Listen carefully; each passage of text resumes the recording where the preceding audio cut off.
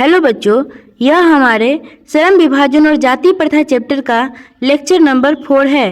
इस वीडियो में हम बच्चों श्रम विभाजन और जाति प्रथा चैप्टर से आने वाले सभी इम्पोर्टेंट ऑब्जेक्टिव प्रश्नों को कवर करेंगे, जहां से आपके एक भी प्रश्न नहीं छूटेंगे।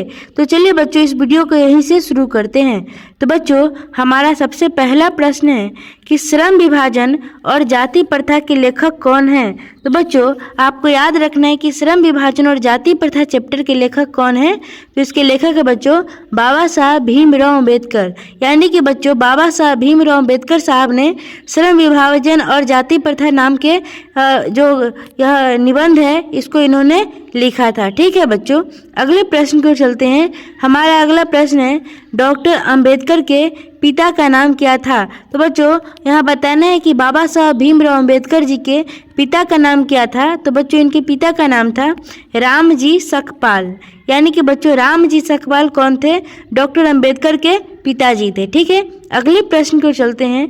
हमारा अगला प्रश्न है बच्चों आधुनिक सभ्य समाज कार्य कुशलता के लिए किसे आवश्यक मानता है। यानी कि बच्चों अगर किसी भी काम को सही ढंग से करना है तो आधुनिक सभ्य समाज कौन सा सिस्टम है उसे अच्छा मानती है।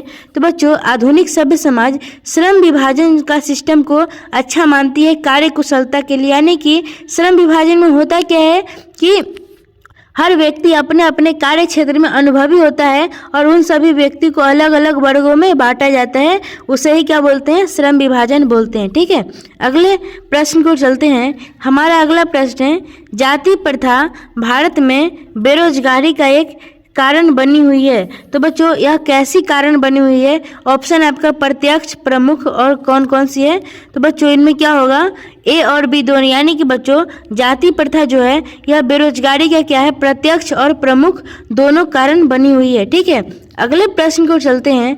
हमारा अगला प्रश्न है मुख्य नायक क्या है। तो बच्चों यहाँ पूछा गया है कि मुख्य नायक जो लिखा गया है वह क्या है बच्चों। तो मुख्य नायक क्या है? यह एक पत्रिका है। क्या है? मुख्य नायक एक पत्रिका है। ठीक है, अगले प्रश्न को चलते हैं। हमारा अगला प्रश्न है डॉक्टर भीमराव अम्बेडकर की मृत्यु कब और कहाँ हुई थी। तो बच्चों यहाँ पूछा गया है कि बाबा साहब भीमराव अम्बेडकर जी की मृत्यु कब और कहाँ हुई थी। तो बच्चों इनकी मृत्यु बच्चों सन 1956 ईस्वी में कहाँ हुई थी? दिल्ली में हुई थी। कहाँ हुई थी? दिल्ली में। ठीक है, अगला प्रश्न है कि डॉक्टर भीमराव अम्बेडकर का जन्म कब हुआ था। तो यहाँ बताना है बच्चों बाबा साहब भीमराव अम्बेडकर जी का जन्म कब और कहाँ हुआ था। तो बच्चों इनका जन्म कहाँ हुआ था, कब हुआ था? 14 अप्रैल 1891 में। और आपको यह भी याद रखना है कि बच्चों इनका जन्म हुआ था मध्य प्रदेश के, कहाँ हुआ था? मध्य प्रदेश के महू नामक स्थान पर हुआ था। कहाँ हुआ था? महू नामक स्थान पर हुआ था। ठीक है, अगला प्रश्न को चलते हैं। हमारा अगला प्रश्न है अंबेडकर की दृष्टि में भाईचारे का वास्तविक रूप कैसा होता है। तो बच्चों अंबेडकर जी की दृष्टि में भाईचारे का वास्तविक रूप कैसा होता है।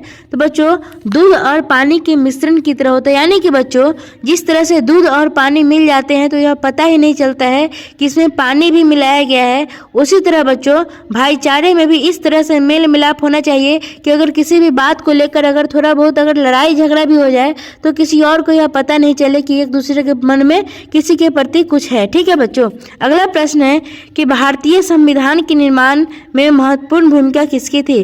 तो बच्चों यहाँ पूछा गया है कि भारतीय जो संविधान का निर्माण हुआ है इसमें सबसे महत्वपूर्ण भूमिका किसकी थी। तो इसमें सबसे महत्वपूर्ण भूमिका बच्चों भीमराव अम्बेडकर यानी कि बाबा साहब भीमराव अम्बेडकर जी की इसमें सबसे महत्वपूर्ण भूमिका थी। ठीक है, अगले प्रश्न को चलते हैं। हमारा अगला प्रश्न है सभ्य समाज की आवश्यकता है। तो बच्चों सभ्य समाज में किस चीज की आवश्यकता है। तो बच्चों सभ्य समाज में बच्चों श्रम विभाजन की आवश्यकता है। किसकी आवश्यकता है? श्रम विभाजन की आवश्यकता है। ठीक है बच्चों, अगले प्रश्न को चलते हैं। हमारा अगला प्रश्न है प्राथमिक शिक्षा प्राप्त करने के बाद अंबेडकर उच्चतर शिक्षा प्राप्त करने के लिए कहाँ चले गए। तो बच्चों यहाँ पूछा गया है कि जब अंबेडकर जी प्राथमिक शिक्षा को प्राप्त कर लिए उसके बाद जब उन्हें उच्चतर शिक्षा की जरूरत हुई तो ये कहाँ चले गए। तो बच्चों अंबेडकर जी ने उच्चतर शिक्षा कहाँ से प्राप्त की है। तो उन्होंने न्यूयॉर्क जाकर उच्चतर शिक्षा प्राप्त की है। ठीक है, अगले प्रश्न को चलते हैं। हमारा अगला प्रश्न है बच्चों अंबेडकर चिंतन व रचनात्मकता के लिए प्रेरक व्यक्ति थे। तो बच्चों अंबेडकर किसके इसमें से किसके थे? तो बच्चों यहाँ पर बच्चों इनमें से सभी होगा, यानी कि बच्चों इनके चिंतन और रचनात्मकता के लिए प्रेरक व्यक्ति कौन कौन थे? तो बुद्ध थे, कबीर थे और ज्योतिबा फुले साहब थे। ठीक है बच्चों, अगले प्रश्न को चलते हैं। अगला प्रश्न है जाति पाति तोरक मंडल भाषण लाहौर में कब हुआ? तो बच्चों जाति पाति तोरक मंडल लाहौर में भाषण कब हुआ? तो यह बच्चों सन 1936 ईस्वी में हुआ था। ठीक है, अगले प्रश्न को चलते हैं। हमारा अगला प्रश्न है बच्चों श्रम विभाजन और जाति प्रथा क्या है? तो बच्चों यहाँ पर पूछा गया है कि श्रम विभाजन और जाति प्रथा जो लिखा गया है यह एक तरह का क्या है बच्चों? तो ऑप्शन है आपका कहानी, भाषण, निबंध और साक्षात्कार। तो बच्चों इसमें क्या हो जाएगा? यह क्या है? एक निबंध है। ठीक है, श्रम विभाजन और जाति प्रथा क्या है बच्चों? निबंध है। ठीक है, अगले प्रश्न को चलते हैं। हमारा अगला प्रश्न है निम्नलिखित रचनाओं में से कौन सी डॉक्टर अंबेडकर की है? तो बच्चों यहाँ पर आपको ध्यान देना है कि द कास्ट इन इंडिया यह भी बाबा साहब भीमराव अंबेडकर साहब का ही है। The untouchable who are they ये सभी जितने भी दिए गए हैं ये सभी किसके रचना है? तो बाबा साहब भीमराव अंबेडकर साहब की रचना है। ठीक है, तो यहाँ का हो जाएगा बच्चों इनमें सभी हो जाएगा। ठीक है, अगले प्रश्न को चलते हैं बच्चों। हमारा अगला प्रश्न है आधुनिक सभ्य समाज श्रम विभाजन को आवश्यक क्यों मानते हैं? यानी कि बच्चों जो अभी का जो सभ्य समाज है बच्चों यह श्रम विभाजन को आवश्यक क्यों मानता है? तो बच्चों कार्य कुशलता के लिए, यानी कि किसी भी काम को सही ढंग से करने के लिए इसे आवश्यक मानता है, क्योंकि जिस व्यक्ति को जिस काम का नॉलेज रहता है वही व्यक्ति उस काम को सही से कर पाता है। ठीक है बच्चों, इसीलिए आधुनिक सभ्य समाज कार्य कुशलता के लिए किसे आवश्यक मानता है? श्रम विभाजन को आवश्यक मानता है। ठीक है, अगले प्रश्न को चलते हैं। हमारा अगला प्रश्न है बच्चों श्रम विभाजन और जाति प्रथा पाठ बाबा साहब के किस भाषण का संपादित अंश है? बच्चों यह किस भाषण मतलब कि बाबा साहब भीमराव अंबेडकर साहब के कौन से भाषण में से यह जो चैप्टर है यह लिया गया है बच्चों? तो यह कौन से भाषण का अंश है? तो एनिहिलेशन ऑफ कास्ट नाम के भाषण का यह अंश है। क्या? श्रम विभाजन और जाति प्रथा। ठीक है, अगला प्रश्न है बच्चों अंबेडकर के भाषण एनिहिलेशन ऑफ कास्ट को किसने हिंदी में रूपांतरण किया है? यानी कि बच्चों अंबेडकर साहब का जो भाषण है एनिहिलेशन ऑफ कास्ट इसका हिंदी में रूपांतरण किसने किया है? तो ललय सिंह यादव ने इसका हिंदी में रूपांतरण किया है। ठीक है बच्चों, अगले प्रश्न को चलते हैं। हमारा अगला प्रश्न है अंबेडकर का जन्म किस परिवार में हुआ था? तो बच्चों अंबेडकर जी आप शुरू से जानते हैं कि अंबेडकर जी एक दलित परिवार से थे, यानी कि एक पिछड़े वर्ग के परिवार से अंबेडकर जी बिलोंग करते थे। ठीक है, अगला प्रश्न है बच्चों लेखक को इस युग में कहाँ पर विडंबना दिखाई दिया? यानी कि बच्चों लेखक को कहाँ पर ऐसा लगा कि यहाँ पर भ्रष्टाचार हो रहा है यानी कि यहाँ पर गलत हो रहा है? तो बच्चों अंबेडकर जी को जातिवाद का जो सिस्टम था इसमें उन्हें विडंबना दिखाई दिया था और वो इसके प्रति बहुत भयंकर तरीके से आवाज़ भी उठाए हैं। ठीक है, चलिए अगले प्रश्न को चलते हैं। हमारा अगला प्रश्न है डॉक्टर अंबेडकर के माता का नाम क्या था? यानी कि डॉक्टर अंबेडकर साहब जो थे इनके माता जी का नाम क्या था? तो इनके माता जी का नाम बच्चों भीमाबाई था। जिस तरह से बच्चों इनका नाम भीमराव अंबेडकर था उसी तरह से इनकी माँ का भी नाम याद रखने का एक ट्रिक है बच्चों कि भीमाबाई इनकी माँ का नाम था। ठीक है बच्चों, अगले प्रश्न को चलते हैं। हमारा अगला प्रश्न है डॉक्टर अंबेडकर ने पीएचडी की उपाधि कब धारण की? यानी कि बच्चों डॉक्टर अंबेडकर जी पीएचडी की उपाधि कब इन्होंने प्राप्त किया? तो इन्होंने बच्चों सन 1916 ईस्वी में पीएचडी की डिग्री हासिल की। ठीक है बच्चों, अगला प्रश्न है लेखक की दृष्टि में विडंबना की बात क्या है? तो बच्चों लेखक की दृष्टि में यानी कि बाबा साहब भीमराव अंबेडकर साहब की दृष्टि में विडंबना की बात क्या है?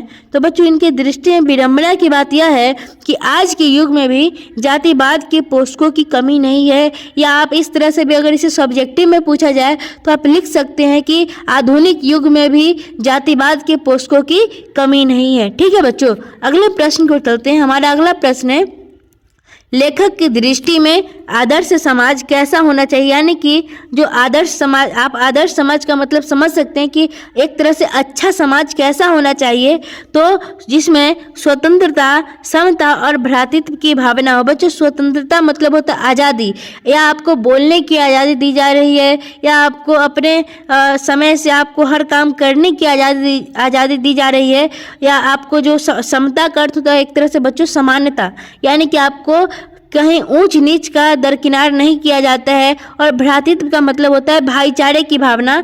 यानी कि बच्चों जिस समाज में अगर ये सभी चीज़ें रहेगी तो वह कैसा समाज कहलाएगा बच्चों? वह आदर्श समाज कहलाएगा। ठीक है, अगले प्रश्न को चलते हैं। हमारा अगला प्रश्न है बच्चों, लेखक बेरोजगारी का प्रमुख और प्रत्यक्ष कारण किसे मानते हैं? यानी कि बच्चों बाबा साहब भीमराव अंबेडकर साहब बेरोजगारी का प्रमुख और प्रत्यक्ष कारण किसे मानते हैं? बच्चों जाति प्रथा को ये क्या करते हैं? बेरोजगारी का प्रमुख और प्रत्यक्ष कारण मानते हैं। क्योंकि बच्चों जाति प्रथा के कारण पहले क्या होता था कि लोग सिर्फ अपने ही जाति को काम को कर सकते थे, अन्यथा वे किसी और के जाति को काम को नहीं कर सकते थे, जिस कारण उन्हें भूखे मरने तक का भी नौबत आ जाता था। ठीक है, अगला प्रश्न बच्चों, the caste in India their mechanism किनकी रचना है? तो यह बच्चों आपको याद रखना है कि यह किनकी रचना है? यह बाबा साहब भीमराव अंबेडकर साहब की रचना है। ठीक है, अगले प्रश्न को चलते हैं। हमारा अगला प्रश्न है बच्चों, आर्थिक पहलू से भी जाति प्रथा क्या है बच्चों? तो आर्थिक पहलू से भी जाति प्रथा बच्चों हानिकारक है। ठीक है, अगला प्रश्न है बच्चों, डॉक्टर भीमराव अंबेडकर का जन्म कहाँ हुआ था? तो आगे पीछे भी हमने आपको बताया था बच्चों कि इनका जन्म कहाँ हुआ था। तो महू मध्य प्रदेश, यानी कि मध्य प्रदेश के महू नामक स्थान पर इनका जन्म हुआ था। ठीक है, अगला प्रश्न है बच्चों, डॉक्टर अंबेडकर ने किस पत्रिका का संपादन किया है? तो बच्चों बाबा साहब भीमराव अंबेडकर साहब ने बहिष्कृत भारत नाम के पत्रिका का संपादन किया है। ठीक है बच्चों, ये सभी बहुत इंपॉर्टेंट प्रश्न है बच्चों, इसीलिए सभी प्रश्नों को अच्छे से याद कर लीजिएगा। ठीक है, अगला प्रश्न है बच्चों, अंतिम प्रश्न है हमारा, भारतीय संविधान का निर्माता के रूप में हम किन्हें जानते हैं बच्चों? तो भारतीय संविधान के निर्माता के रूप में हम बच्चों भीमराव अंबेडकर साहब को, यानी कि बाबा साहब भीमराव अंबेडकर साहब को भारतीय संविधान के निर्माता के नाम से जानते हैं। तो बच्चों ये थे आपके श्रम विभाजन और जाति प्रथा चैप्टर से आने वाले 30 VVI ऑब्जेक्टिव प्रश्न, जहां से आपके कम से कम 5 अंक पक्के हो जाएंगे। बच्चों आपको हमारी वीडियो अच्छी लगी हो तो वीडियो को लाइक कीजिए, अपने दोस्तों के साथ भी शेयर कीजिए, और चैनल पर नए हैं तो चैनल को सब्सक्राइब जरूर कर लीजिए। मिलते हैं अगले किसी नए टॉपिक के साथ, तब तक के लिए अपना ख्याल रखें। जय हिंद।